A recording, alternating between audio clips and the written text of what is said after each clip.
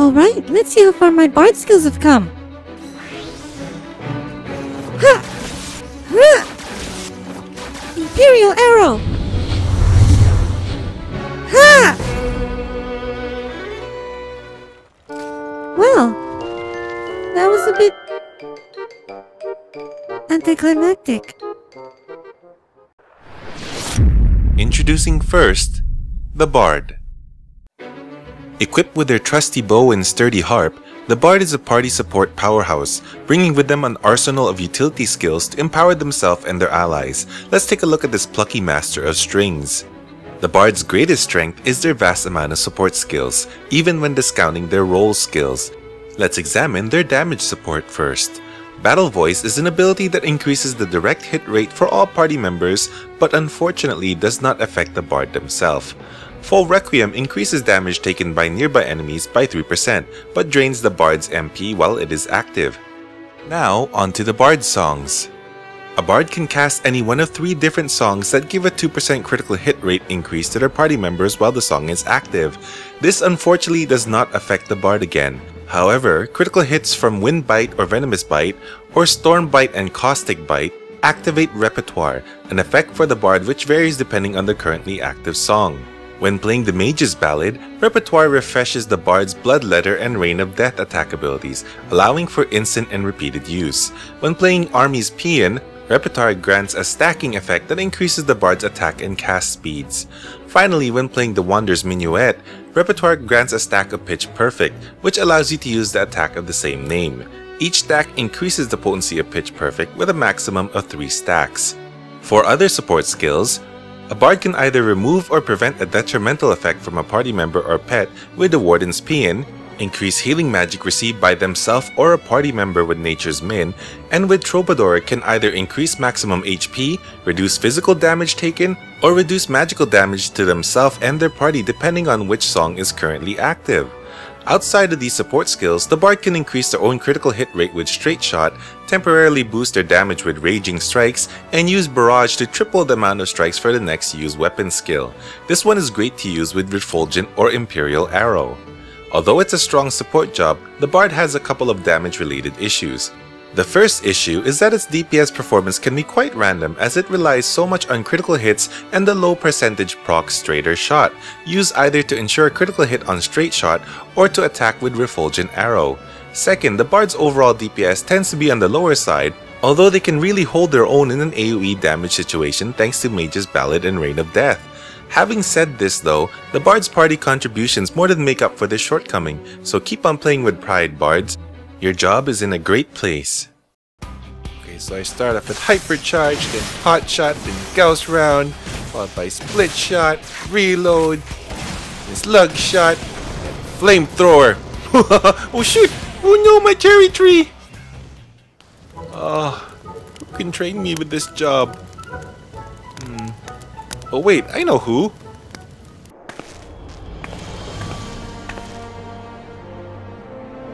Hilda! Just the woman I wanted to see. And often I get called on by glorious heroes like yourself. So tell me, what have I done to deserve you? Actually, I could use your help. Here comes the Machinist. Introduced in Heavensward, the Machinist has come a long way, undergoing many tweaks and overhauls along the way which helped it go from being one of the most despised jobs when it was first introduced into one of the most preferred jobs to bring into a serious raiding party. Let's examine the strengths and weaknesses of this tech-savvy supporter. One strength of the Machinist job is its engaging mechanics. This job employs a bullet management system that allows the Machinist to load up bullets to increase the next used weapon skill's potency and can also be used to proc higher damage versions of either Slug Shot or Clean Shot. The Machinist can also deploy either the single target Rook turret or the AoE Bishop turret to bolster their damage. Finally, the Machinist has an overheat management mechanic involving the Gauss barrel and the overheat gauge. When at 50 gauge points, Split Shot, Slug Shot, and Clean Shot become heated with increased potencies, while at 100 gauge, all damage from the Machinist is increased by 20% for 10 seconds. This does not include damage from the turrets, however. Aligning Overheat with Wildfire, the then attacking with proc versions of Heated Slug Shot and Clean Shot, while weaving in the Gauss Round, Ricochet, Reassemble, and Rapid Fire abilities, then finishing up with Cooldown makes for a highly damaging Wildfire Explosion. Next, let's take a look at the Machinist's support capabilities. Dismantle is an ability with a 1-minute cooldown that reduces the hostile target's damage by 10% for 5 seconds. With such a short cooldown, this ability is amazing for consistent, reliable damage mitigation, particularly when it comes to tank busters. Hypercharge is a 2-minute cooldown ability that increases the attack potency of the Machinist's currently deployed auto turret. As an additional effect, the target enemy also takes 5% more damage for 10 seconds every time the turret's attack hits, which can essentially mean up to 30 seconds total of increased damage intake, meaning a 25% uptime on vulnerability. This can lead to devastating burst damage windows when allied with Overheat, Wildfire, and other buffs and debuffs provided by the party. This is also amazing for AoE damage since, when using the Bishop Auto Turret, every enemy hit by the turret will suffer this 5% vulnerability debuff. That is it for the unique support skills the Machinist brings to the table outside of role skills. 2 may seem like a small amount, and it may seem like a shortcoming for this job, but it's really not. I will get back to this point later when I compare the Bard and Machinist to each other. This is not to say that Machinist has no shortcomings though, because it does have one, a pretty significant one at that. To achieve high DPS, a Machinist has to maximize the amount of damage they deal in the 10-second window that Overheat and Wildfire provides. This is a very short window, and there are a lot of attacks that need to be crammed into this window to maximize the damage. Because of this, players playing with higher latencies will have real issues maximizing their damage with this job.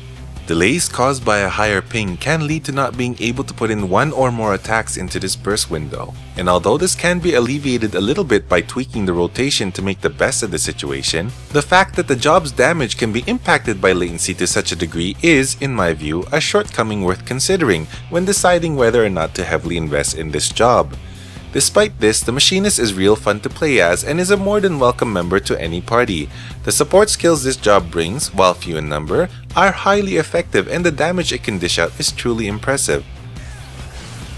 Plus, you have explosions. Lots of them. Who doesn't want that? Now that I've gone over the Bard and the Machinist individually, let's compare the two with each other. In terms of damage, the Machinist is stronger than the Bard. Although I personally find the Bard a little easier to pull off more consistent damage than Machinist, the Machinist's raw damage output is just higher overall when played well and with good latency.